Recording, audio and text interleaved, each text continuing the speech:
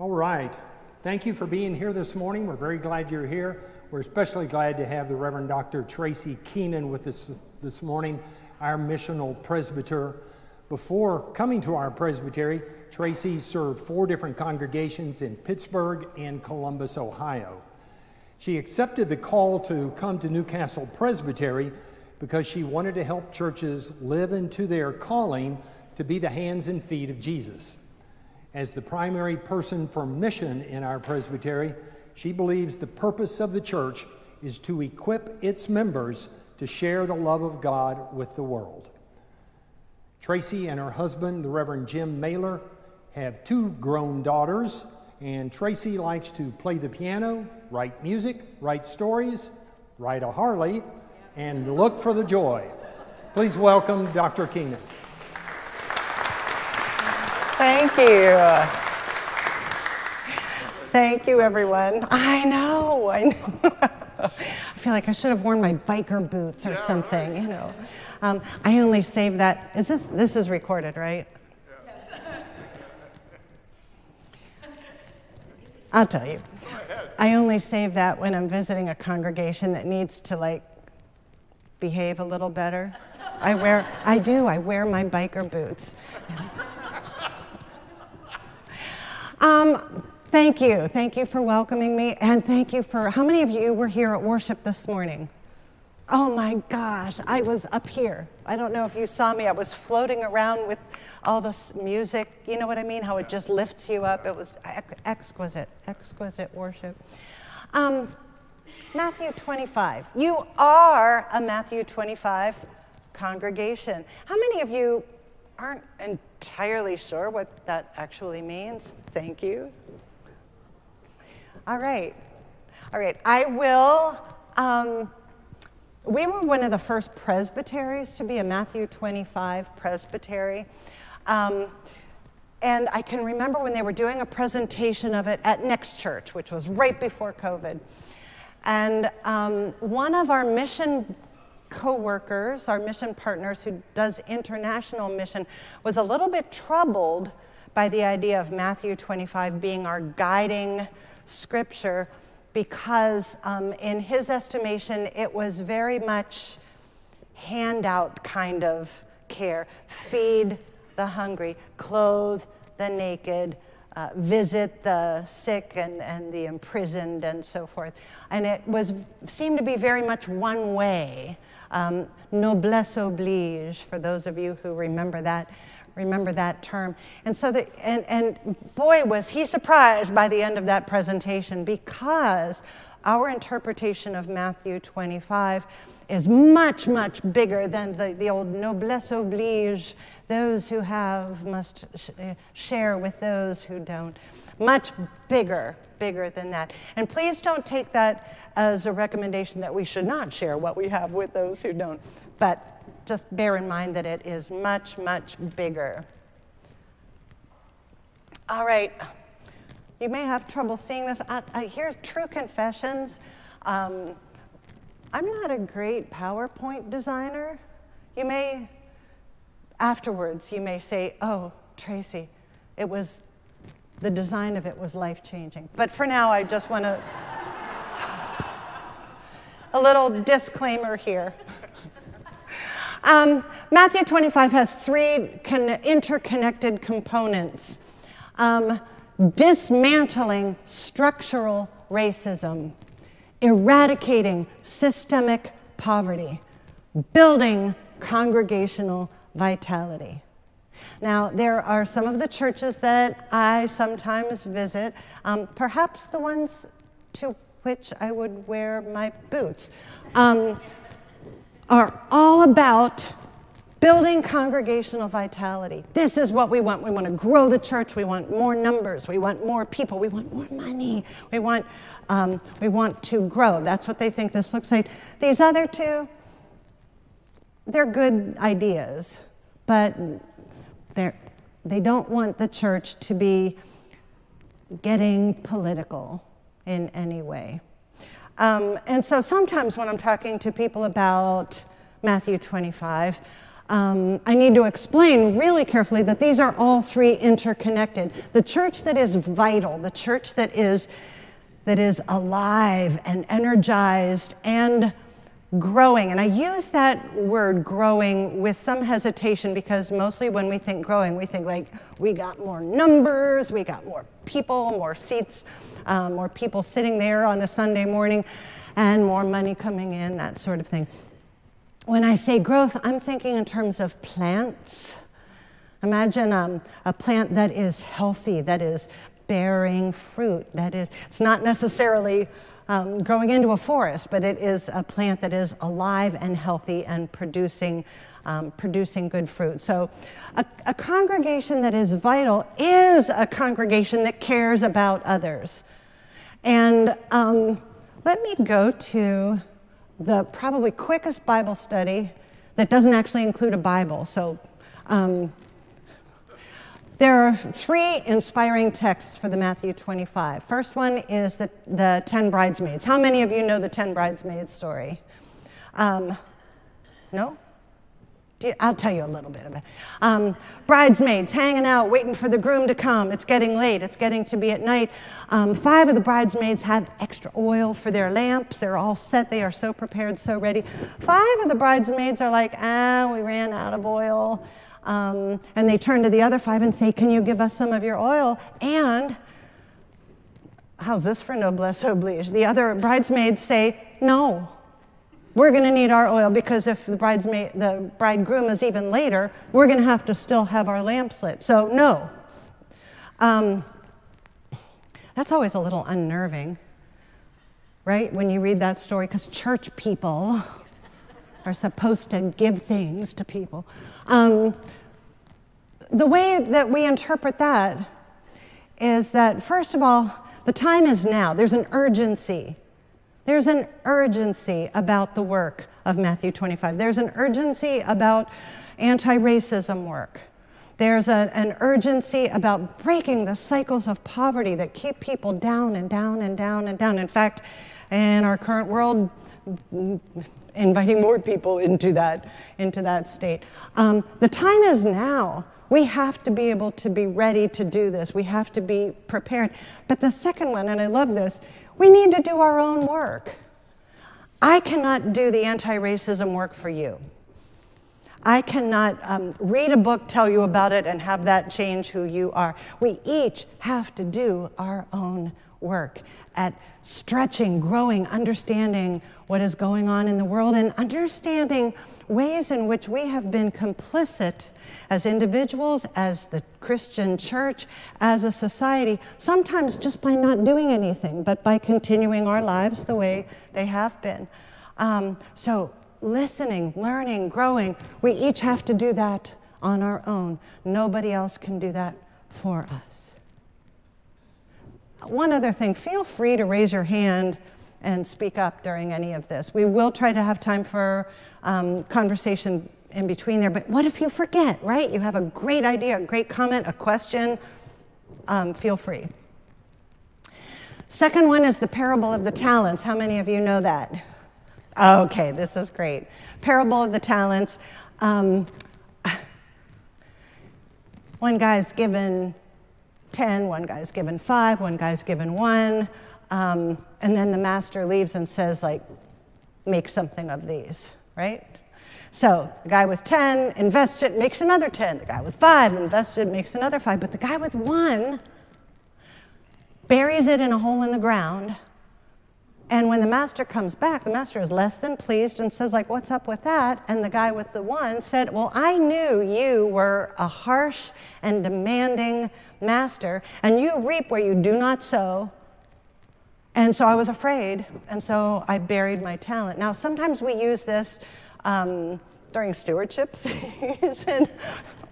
But it's like the 10 bridesmaids. If you're a church person, you're looking at that going, like, so we're supposed to get into the stock market? Like, what's the moral of the story of the parable? And interesting kind of interpretation of this is that uneasiness you feel with that harsh and demanding master who reaps where he does not sow, and the thought that maybe that's supposed to be God, and the troubling feeling that comes up with that, maybe we pay attention to that. Maybe that isn't supposed to be God. Maybe that's a description of empire. Maybe that's a description of this world. And the idea is that maybe we're not supposed to play along with that. Or if we don't play along with that, there are some harsh consequences when we don't go with the system that has been in place for so long. So there's the parable of the talents. And then the sheep and the goats. You know this one? All right, sheep, goats, you guys over there, you guys over here. And the thing that they all have in common, and I love this about this passage, what they have in common is that none of them knew what they were doing. Not one of them. The ones who were really engaged with those in need and helping and so forth had no idea that they were helping Jesus. And the ones who were ignoring those in need had no idea that they were ignoring Jesus. You see? So I love that nobody had any idea. But the big thing is that there's this sense, there's this wonderfully ominous sense where there is one or the other, and it matters in like an eternal sense. It matters in an ontological sense. It matters in a cosmic sense, if you will, how we do things and how we live and how we share. And it is more, as I told you before, it's more, much more than sharing food and drink and comfort. Any thoughts before we move ahead? Yes? I can cross this one off my list.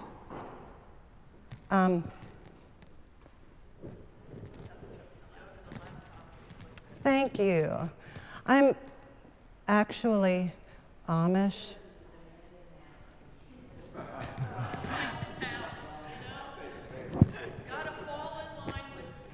That's right. That's right. Well, I tried telling someone I was Amish. They were not believing it. Okay, dismantling structural racism is a lot more than just learning. A lot of the folks that we work with in this presbytery, colleagues and pastors and folks have said again and again and again, you can't address structural racism, systemic racism, by having a book study. Now, I love book studies. Once again, I'm not saying like, don't give to people and don't have a book study. I'm saying book studies are wonderful. How many of you have had just your entire being opened up by a fabulous book study, right? That's the start. See, that's the start. Our learning is the start of this. And our friends who are people of color are saying it's a start, but don't let that be, I've read a really good book about anti-racism, so now I'm not racist. You know. So what was that? Check that off your list, right? Okay. It means actually acting, connecting, becoming a collaborative ally with and for. And that means relationships. So much of this stuff has to do with relationships. Eradicating systemic poverty is not just sharing, it's not just the giving out. And please don't understand that as saying, like, don't give things out, because that's not at all what I'm saying.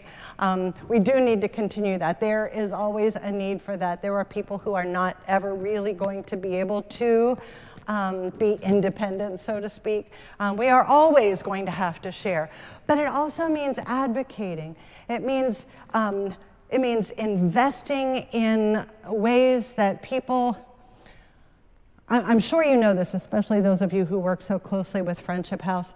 It is shockingly easy to become homeless. Shockingly easy to become homeless. It is shockingly difficult to get back out of that. there are just ways in which the cycle of that offers not enough to help people get out of there. So advocating for systems to change. And then congregational vitality. Once again, it's not just church growth and the way we think of growth. It's actual vitality. Can you see through me? Okay. Matthew 25 is a commitment to live more fully into God's call in this world. Matthew 25 is also not the current thing that we're doing for the next couple of years. It is a movement. It is the future of the Presbyterian Church. It is the future of the Presbyterian Church. Our world is changing so quickly. And a lot of us, you sometimes feel like your head's just spinning around. Things are changing quickly, and we need to be nimble, and we need to be responsive. And the only way we can be both nimble and responsive is to actually develop relationships in ways that differently from the way we always have. We tend to be kind of tribal. We tend to hang around with people who look something like the way we look, who think the way we think, because, let's face it, they get us, right? Have you seen that eHarmony commercial? It's like, get who gets you, or something like that. We like to be with people who get us. We're comfortable, I know. So that's natural. We have to do things where we make that extra effort to learn more about other folks and what is needed, and to be responsive to that, and to be a human with another human. Okay, part of this is that congregational vitality. Now, this is an initiative. It's not a movement, but I'm finding a lot of value in this. The congregational vitality part of it has what they call 7 marks, and they're measuring marks. They're things which we can use to look at our own congregations and see where it is that we need to engage more deeply, where we need to shift our lens enough in order to correct our vision, so to speak. And that is a 2-year plan. It's not like Matthew 25, which is the whole future of the Presbyterian Church, but this Vital Congregations Initiative is a 2-year plan. And one of the things that I absolutely love about Westminster is that when it comes to measuring, assessing, examining, looking at yourselves really carefully, you just are fabulous. You knock it out of the park. I'm going to be here next Saturday when your 2 mega mission entities are working together to see how they can do mission more effectively. I've seen your Christian education proposals. I love what you do. You put so much energy and effort into how can we keep growing, keep moving, and so forth. I would like to introduce you to the 7 marks as they are, and some of them, I think at first glance, some of them look sort of, yeah, like, well, of course. But we're trying to find ways to ask questions that can help us get deeper into those and help us shape our lenses a little bit. So, this part here. For a lot of the churches that are entering vital congregations, we are asking, going all the way back to the very beginning of our essence and saying, why do we even do this? Why do we come on? There was a church after COVID. It's not even after COVID. I can't even say that, right? But when they started coming back, their pastor, who was relatively new to them, said, why do you come to church? And it was a really silent group. Why do you come to church? One person said habit. It was true. I mean, I'm glad she was honest, right? Someone said to feel better, because, you know, we got chronic anxiety going everywhere. So coming to church to feel better. So I think about that. I think about, like, is that what you would put on your sign out there? Come here because it's what you do. Or come here because you will probably feel better. You know, what is it? What is it? Why are we here? What is church actually for? A lot of people talk about the good works that happen through the church. That's how many of you are connected with the United Way? They do great stuff. Why do you come to church? What's with church? Going to the Westminster Shorter Catechism, our purpose as human beings is to glorify God and to enjoy God forever. So that's clear, right? You're supposed to shake your head. So. How many of us glorify God and enjoy God forever? It's sort of like that wonderful passage from Revelation. Everybody's standing up and glorifying, and I think, like, but what does that look like? And this shapes everything we are, everything we do, shapes every relationship inside and outside our church walls, connects us to everything, and there's that joy, enjoying God. When someone talks about your relationship with God, how many of you say, like, oh, I so enjoy God? Oh my gosh, I enjoy God. So what does that mean? So I explored that a little bit, going to John 15, and this is another one of those where it's all church words. When I'm reading it, I probably shouldn't tell you this. When I'm reading this, I have to really, like, sit down and hunker down into it, because otherwise it just starts sounding like church words, church words, church words. You know what I mean? There. Thank you. Thank you. My Father is glorified by this, that you bear much fruit and become my disciples. Remember the plant?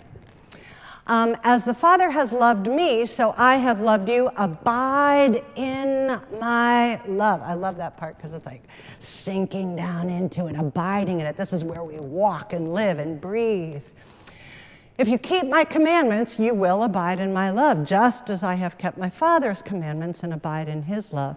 I have said these things to you so that my joy may be in you and that your joy may be complete. This is my commandment, that you love one another as I have loved you. So that joy is not just like we're always cheerful, but it's about the deep satisfaction, the deep joy that comes from loving well, from knowing that we're loved. And honestly, it sounds like, duh, of course, you know, we're church people, we know we're loved. How many of us know that? How many of us, do you ever have that self-talk that is like, oh, you are so, can't believe you did that again, and, you know, we don't even live in a world where we know that we're loved. In here, you know. So part of our work is learning to live in that, right? And then living that out so that that's in our relationships with others. That's where the joy is. Abiding in joy is the source of, abiding in love is the source of deep joy. It's about relationships. So that vital congregations thing is a way for churches to explore their story, their legacy.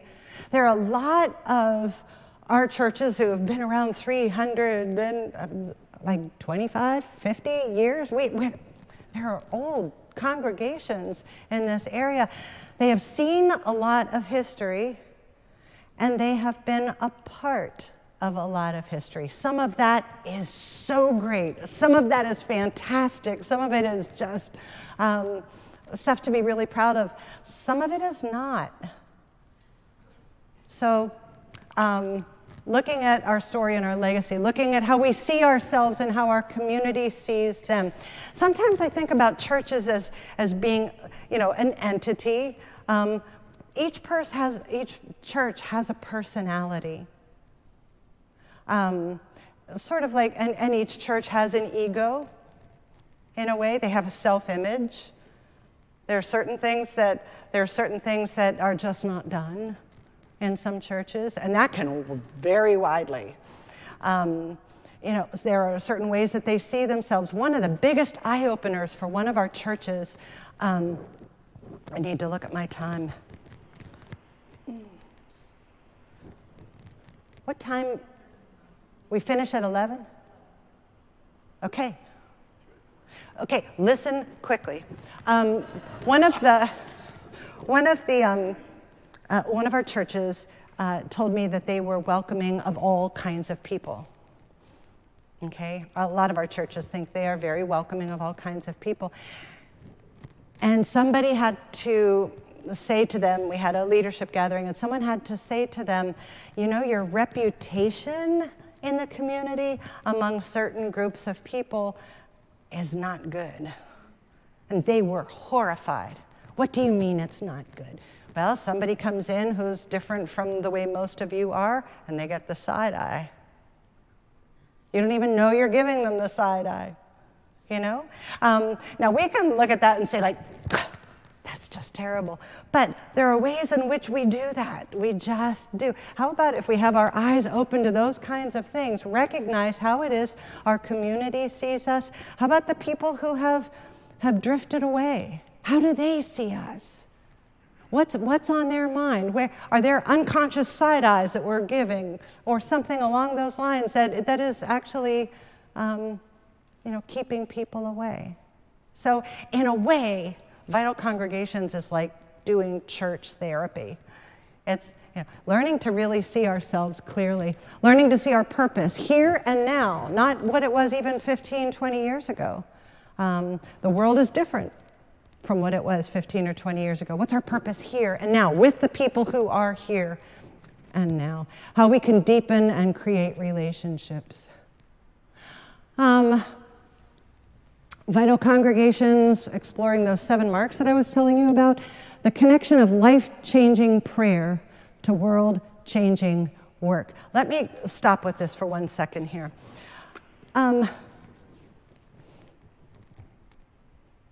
Some of our churches in this presbytery will emphasize Jesus and me. Okay, they say, don't be messing with that other stuff. Our sole purpose is to bring people to Christ and have them enjoy God, save souls along those lines. There are other churches who are saying, we need to be out there doing good things and changing the world. And a lot of my job is to be leaning this way. And I don't literally mean you, although I'm sure you're fine people who do good things.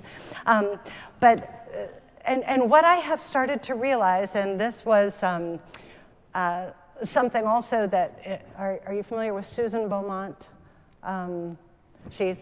Sudi knows Susan Beaumont.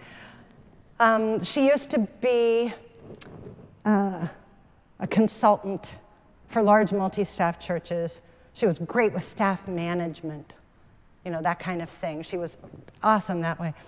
And she started realizing that when she was talking to churches about discernment, that they would all nod their heads and they would go right on with decision-making. Okay? Discernment, they would say, is decision-making with a little prayer in front of it, a little prayer at the end of it, and maybe a Bible verse, right? And she started realizing that is the disconnect. So it's not that we can't be concerned about telling people about Jesus, and it's not that we can't be concerned about going and doing good things. It's that somehow these things have to be together, and that's what I love about this, the connection of life-changing prayer to world-changing work. So that's the thing that I will be coming back to as we look at these things. Open-sourced, peer-led, prayer-filled, spirit-inspired. That. I'm trying to I want to make sure we have time. We have time to talk. There are three different levels I was inviting churches into. First one is don't do it. Don't do vital congregations. But if you're going to not do vital congregations, do it with your eyes open. Know what it is that you're doing in your church. Pray about it, examine it, explore it. And if you honestly think God is calling you not to do anything differently, then by all means, don't do anything differently, right? A second one is to wade in. Churches feel like, oh my gosh, don't give us another thing to do. We are tired, we are worn out. So I say, okay, keep doing what you do, but do it with a shift. Explore these 7 marks. Do them in your Bible studies. Read them at your committee session meetings. Do a sermon series, and then share with your churches what you've learned and what you do. That was the open source part. So, or to do a deep dive, to get a companion who is trained in listening, reflecting, supporting. Explore your habits and history. Use the 7 marks to reorient your sense of purpose. Get curious about the folks around you and how to love them. Gather with like-minded colleagues to share and collaborate, and prayerfully envision new possibilities, shared staff, shared spaces, new communities. The thing with Westminster is that you are so good at the things that you do. You are so good at the things that you do. And so to try and imagine what shared spaces or shared staff or things like that, it's sort of like, no, we're fine. We're good. We do this and we do this well. So I'm going to ask you to be listening to some of these marks with ways in which you, in your connections with your sibling churches, as well as your neighbors, might be able to do more than actually you could by yourselves. Okay? 7 joyful marks. I rewrote them a little bit. Lifelong spiritual growth. They called it lifelong discipleship formation. And I don't know about you, but if somebody says to me, would you like to get into some discipleship formation? I would be backing away, Like, I want to get to where I enjoy God, right? And enjoy and feel that deep joy of connection. I want something that sounds like it's alive. So lifelong spiritual growth. At one of my churches, I can remember suggesting to some of our elders that they come to Bible study, right? Come to Bible study. And it was sort of like discipleship formation, I said, how about if you come to Bible study? And they said, I did through the Bible in 1 year in 1983.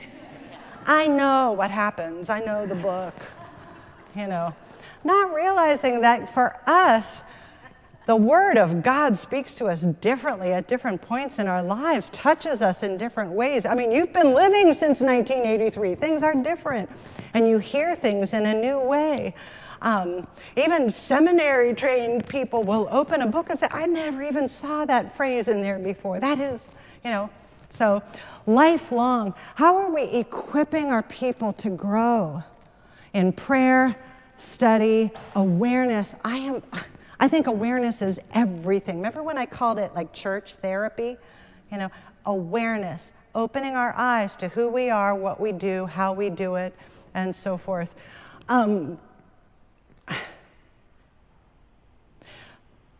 A lot of times, as I mentioned before, people, see I'm making this side, the people who are so good at getting out there and doing things and making things happen and so forth, the idea of prayer can feel kind of daunting or boring.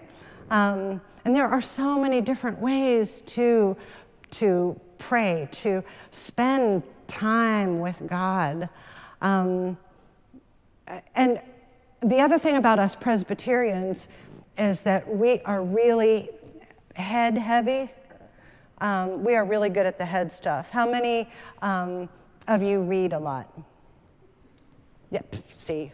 I'm going to guess that you are a well-educated bunch of people, highly accomplished people. The people that I know here are all of those things. For some of us, Presbyterians, what we do, we have educated people talking on a Sunday. We have Bible studies that are more written words, right? We have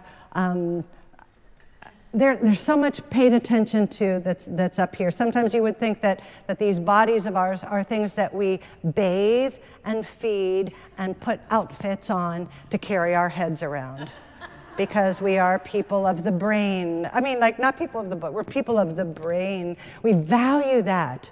And you start going into prayer, and it's like, oh my goodness, feelings, heart, gut, the unknown. Ooh, how do we know? Like, it can be daunting, but we have wonderful traditions. We have dozens of ways that people can enter into prayer. And here's the kicker.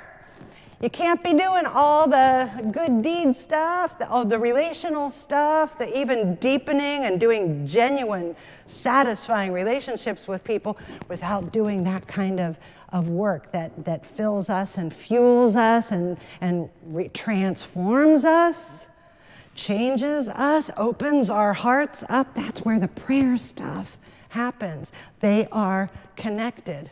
I had a church that had this peace and justice group. They were passionate about peace and justice. They would rip your face off if you did not agree with their peace and justice approach. Like, you need some of this work here. You see that? Also, I really think that one of the reasons that churches, a lot of churches are having such a hard time right now is because we are not equipping our people. You might come to church and you might even feel a little better. But honestly, there's Xanax. You could do that. You cannot expect that you just come to church to just feel better and go back out there and try and make it through another week. We need church to open us up so that we are a force for love and justice and grace in this world. We need to also be able to give people a way to tap into that deep peace of Christ that passes all understanding. We need to have times where we just sit and breathe, and we sit and we know ourselves to be in God's presence, and we know that we are loved. We are so hungry for that. We are so thirsty for that. Sometimes our best good deeds are done because we're trying to prove that we're that good, that we're that lovable. We need to get filled with that so it comes from an even deeper place. Oh, yes.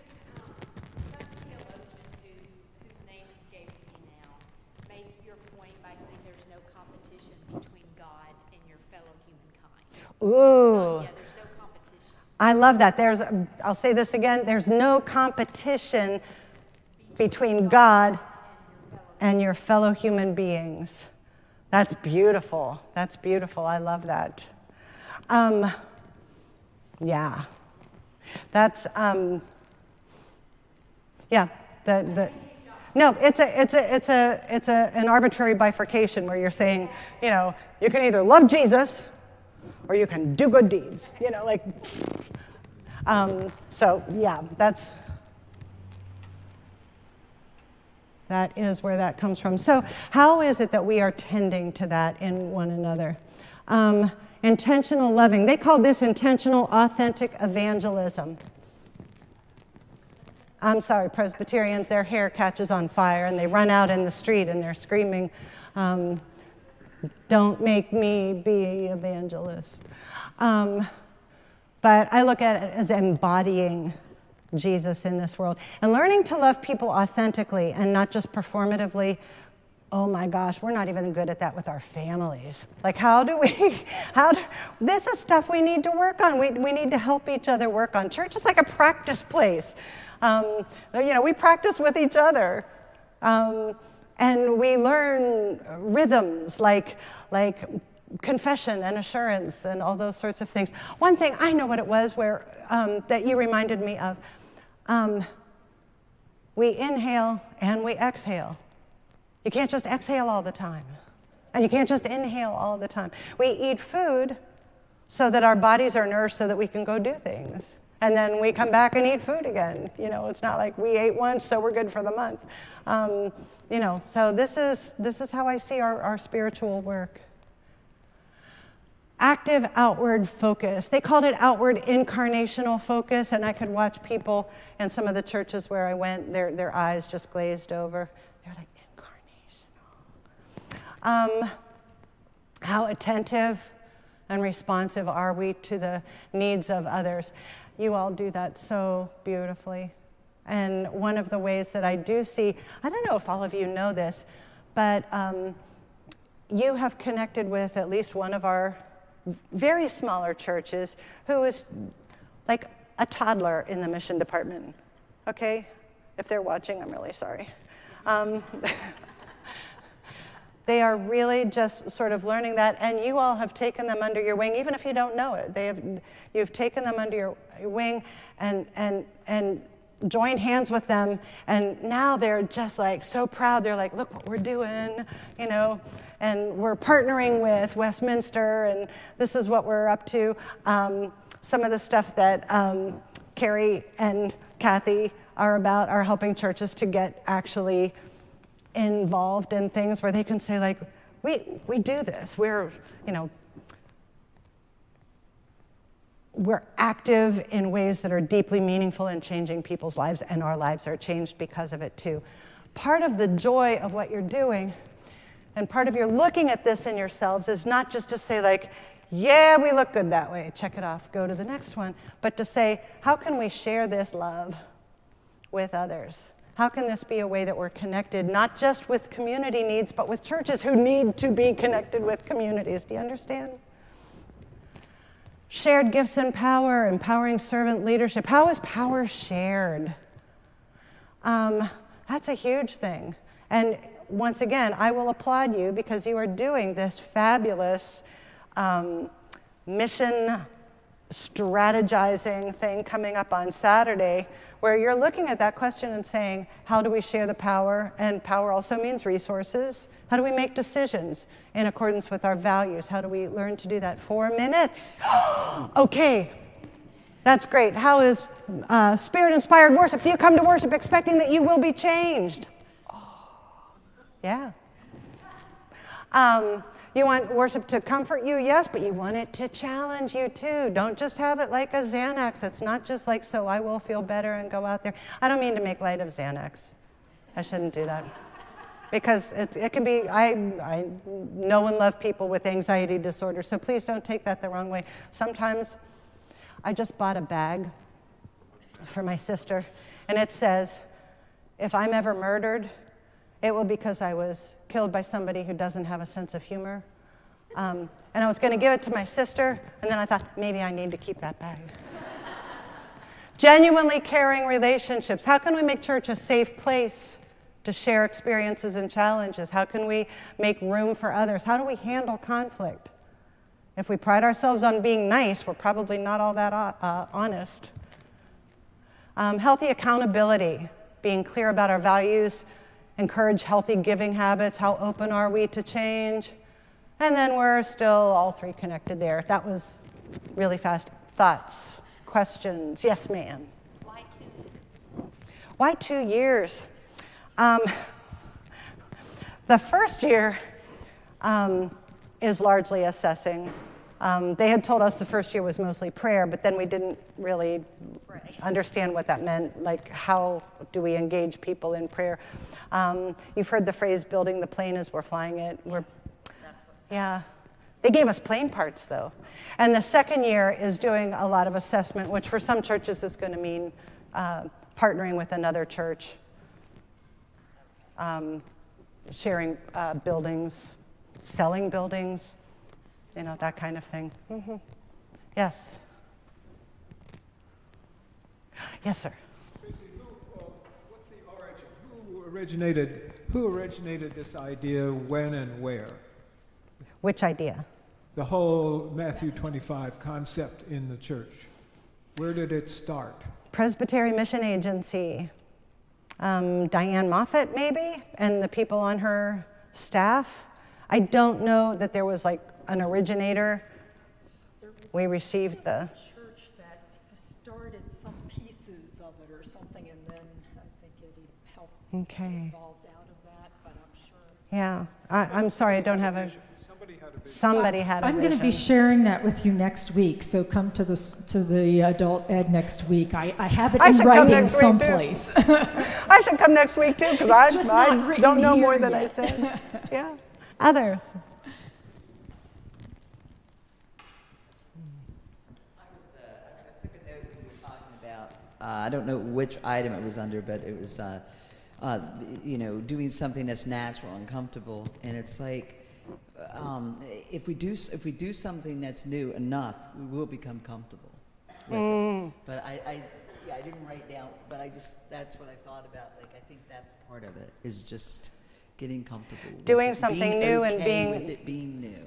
Being okay with it being new, and I would also add to that. I would add to that. I think one of our goals should be to become a little more at ease with discomfort.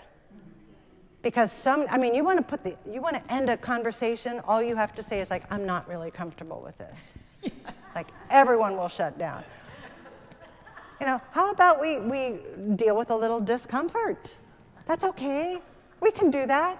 How about if we help each other deal with some discomfort? And if we go into it thinking like, you know what, I'm going to be dealing with some discomfort, it's a lot easier to deal with it than when you're standing there going like, no, no, no, no, no, no, no. Others. Here we People learning to be just much more accepting. Oh my goodness. Oh, I'll I hold it. love the sound of my voice. Ooh, it's nice.